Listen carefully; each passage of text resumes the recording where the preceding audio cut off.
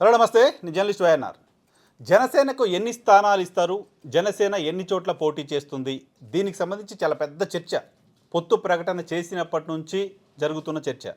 జనసేన 25-23కి పరిమితం చేస్తారు అంటూ తెలుగుదేశం పార్టీ సోషల్ మీడియాలో తెలుగుదేశం పార్టీ పేరుతో, తెలుగుదేశం పార్టీ హ్యాండిల్సా లేకపోతే వైఎస్ఆర్ కాంగ్రెస్ పార్టీ వాళ్ళే తెలుగుదేశం పార్టీ పేరుతో హ్యాండిల్స్ క్రియేట్ చేశారో తెలియదు, కానీ జనసేనకి ఇచ్చేది 20 సీట్లు 18 సీట్లు అంటూ వార్తలు చాలా కాలంగా వస్తున్నాయి, పోస్టులు చాలా కాలంగా పెడుతున్నారు.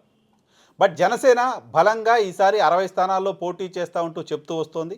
జనసేన 60 స్థానాల్లో పోటీ చేయాలి అంటూ హరిరామ జోగే గారు లాంటి వాళ్ళు, పవన్ కళ్యాణ్ ముఖ్యమంత్రి కావాలని కోరుకుంటున్న వాళ్ళు భావిస్తూ వస్తున్నారు. 60 స్థానాల్లో పోటీ చేయాల్సిందేనని చెప్తూ వస్తున్నారు. 60 స్థానాల్లో మనకు బలం ఉంది, ఇదిగో ఈ 60 స్థానాల్లో బలం ఉంది, ఈ 60 స్థానాల్లో మనకు అభ్యర్థులు ఉన్నారు, ఈ 60 స్థానాల్లో ఆర్థికంగా అన్ని రకాలుగా పోటీ చేయగల సమర్థులు ఉన్నారు అంటూ 60 స్థానాలకు సంబంధించిన లిస్టు, 60 స్థానాల్లో పోటీకి సంబంధించి రెడీగా ఉన్న అభ్యర్థుల పేర్లతో కూడిన లిస్టుని హరిరామ జోగే గారు రిలీజ్ చేశారు. అంతేకాదు పవన్ కళ్యాణ్ రేపొద్దున ప్రభుత్వంలో భాగస్వామిగా ఉండాలన్నా, ఫర్దర్గా పొలిటికల్ లైఫ్ ఉండాలన్నా, ఫర్దర్గా ప్రభుత్వాలపైన ఒత్తిడి తేవాలన్నా, పార్టీని భవిష్యత్తులో మరింత బలంగా తయారు చేయాలన్నా 3 సీట్లు పోటీ చేయకపోతే ఎలా అని ప్రశ్నిస్తున్న వాళ్ళు ఉన్నారు. 2019లో జనసేన విడిగా పోటీ చేసిన సందర్భంలో, ఆ తర్వాత కూడా భారతీయ జనతా పార్టీతో కలిసి పోటీ చేస్తామంటూ చెప్తూ వస్తున్న క్రమంలో జనసేన టికెట్ ఆశించి చాలా నియోజకవర్గాల్లో జనసేనకు నాయకులు తయారయ్యారు. నియోజకవర్గాల్లో పోటీ చేయడానికి సంబంధించిన ఆశపడ్డ చాలామంది గడిచిన కొన్ని రోజులుగా నియోజకవర్గాల్లో కార్యక్రమాలు చేస్తూ వస్తున్నారు. తెలుగుదేశం పార్టీకి సంబంధించిన నాయకులు చేసిన ఉద్యమాలు కార్యక్రమాలతో పాటు జనసేన నాయకులు కూడా అదే స్థాయిలో కార్యక్రమాలు చేస్తూ వచ్చారు. ఆంధ్రప్రదేశ్ రాష్ట్రంలో రోడ్లకు సంబంధించిన అంశంపైన కావచ్చు, భవన నిర్మాణ కార్మికులకు సంబంధించిన అంశంలో కావచ్చు, గుళ్ళ ధ్వంసానికి సంబంధించిన అంశంలో కావచ్చు, జనసేన క్షేత్రస్థాయిలో పనిచేసింది.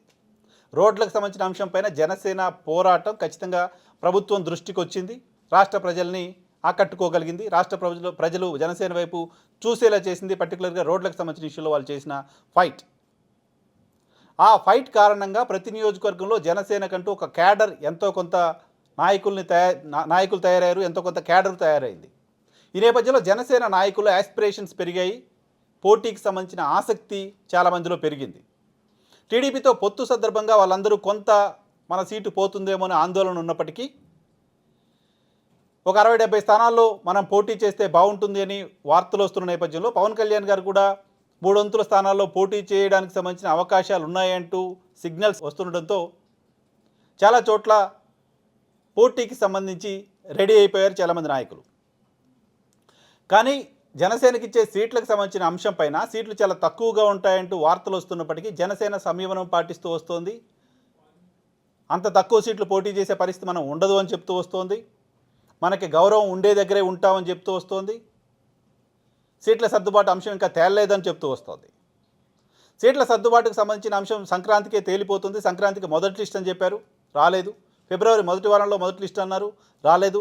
పవన్ కళ్యాణ్ గారు నిన్న చంద్రబాబు నాయుడు గారితో 2 సార్లు సమావేశమయ్యారు, సుదీర్ఘంగా చర్చించారు. చర్చించిన సందర్భంలో సీట్ల సర్దుబాటు అంశంపైన చర్చ జరిగిందంటూ వార్తలు వచ్చాయి. ఇక్కడి వరకు బాగానే ఉంది.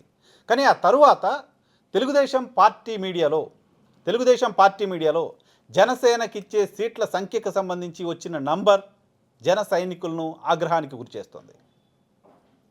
ఎల్లో మీడియా చాలా సందర్భాల్లో పవన్ కళ్యాణ్కి వ్యతిరేకంగా, జనసేన పార్టీకి వ్యతిరేకంగా వార్తలు రాస్తూనే వస్తోంది. రకరకాల సందర్భాల్లో జనసేన కొన్ని సందర్భాల్లో వాటిని ఖండించింది, కొన్ని సందర్భాల్లో వాటిని ఖండించలేదు. ఓ ప్రధానమైన మీడియా సంస్థ పవన్ కళ్యాణ్ని 1000 కోట్లకు తెలంగాణ ముఖ్యమంత్రి కొనేస్తున్నారు అంటూ వార్త రాసిన సందర్భంలో నేరుగా నాగబాబు గారు లాంటి వాళ్ళు స్పందించి ఆ పత్రిక వార్త పైన ఖండన విడుదల చేశారు. అది తప్పుడు వార్త అంటూ సాక్షాత్తు నాగబాబు మాట్లాడారు. సో అలా సమయం వచ్చినప్పుడు, సందర్భం వచ్చినప్పుడు జనసేన పైన టీడీపీ మీడియా తప్పుడు వార్తలు రాస్తూనే ఉంది, జనసేనను తక్కువ చేసే వార్తలు రాస్తూనే ఉంది. కానీ పొత్తు కుదిరిన తరువాత మాత్రం జనసేన వైపు నుంచి చాలా సంయమనం పాటిస్తూ వచ్చారు. ఈరోజు టీడీపీ మీడియాలో వచ్చిన వార్తలు ప్రధానంగా జనసేన అడుగుతోందే 32 సీట్లు, జనసేనకి 20 సీట్లు ఓకే అయ్యాయి, ఇంకో 4-5 ఇస్తారు. ఈ ఓడింగ్ జనసేన సైనికుల్ని, జనసేన కార్యకర్తల్ని, జనసేన తరపున ఎన్నికల్లో పోటీ చేయాలనుకుంటున్న వాళ్ళని ఆగ్రహానికి గురిచేస్తోంది. కనీసం 40 సీట్లు పోటీ చేస్తానంటూ పవన్ కళ్యాణ్ గారు నాకు హామీ ఇచ్చారు, 40కి తగ్గకుండా జనసేన అభ్యర్థులు బరిలో ఉంటారంటూ నాకు చెప్పారంటూ సంక్రాంతి సందర్భంగా పవన్ కళ్యాణ్ గారితో నేరుగా వెళ్ళి కలిసి మాట్లాడొచ్చిన హరిరామ జోగయ్య గారు చెప్పారు. 40 సీట్లకు తగ్గకుండా పోటీ చేస్తామంటూ అధినేత చెప్పారనే ఆనందంలో ఉన్న జన సైనికులకు అధినేత అడిగిందే 32 సీట్లు అంటూ తెలుగుదేశం పార్టీ మీడియాలో వార్తలు రావడంతో దేనిని నమ్మాలో అర్థం కాని పరిస్థితి కనపడుతోంది. తెలుగుదేశం పార్టీ ప్రధాన మీడియాలో ఈ వార్తలు వచ్చాయంటే ఇది తెలుగుదేశం పార్టీ ఇచ్చిన లీకులుగానే వాళ్ళు చూస్తున్నారు. తెలుగుదేశం పార్టీ నుంచి ఇటువంటి లీకులు రావడం వెనక ఉద్దేశం ఏంటనే చర్చ చేస్తున్నారు. జనసేనని తక్కువ చేసే ప్రయత్నం చేస్తున్నారు అంటూ ఆందోళన చెందుతున్నారు. టీడీపీ మీడియా రాసిన వార్తలపైన ఆగ్రహం వ్యక్తం చేస్తున్నారు. పొత్తు పెట్టుకొని అవమానిస్తున్నారు అనే ఆవేదన చెందుతున్నారు. ఎన్ని సీట్లు అడిగారు, ఎన్ని సీట్లు ఇస్తున్నారు, ఏ సీట్లు ఇస్తున్నారు అనేది టీడీపీ జనసేన నాయకత్వాలు ఉమ్మడిగా చేసే ప్రకటన. దానిపైన మీడియా రకరకాల ఊహాగానాలు చేయొచ్చు, ఎవరికి తోచిన ఊహాగానాలు వాళ్ళు చేయొచ్చు. కానీ టీడీపీ మీడియా అటువంటి ఊహాగానాలు ఎలా చేసింది? టీడీపీ మీడియా అటువంటి ఊహాగానాలు చేసిందంటే తెలుగుదేశం పార్టీ నుంచి వచ్చిన సోర్సా, లేదా టీడీపీ మీడియానే జనసేన టీడీపీ విడిపోవాలని కోరుకుంటోందా? టీడీపీలో సెక్షన్ జనసేన లేకుండా ఎన్నికలకు వెళ్దామని కోరుతున్నట్లుగా చాలా కాలంగా వార్తలు వస్తున్నాయి.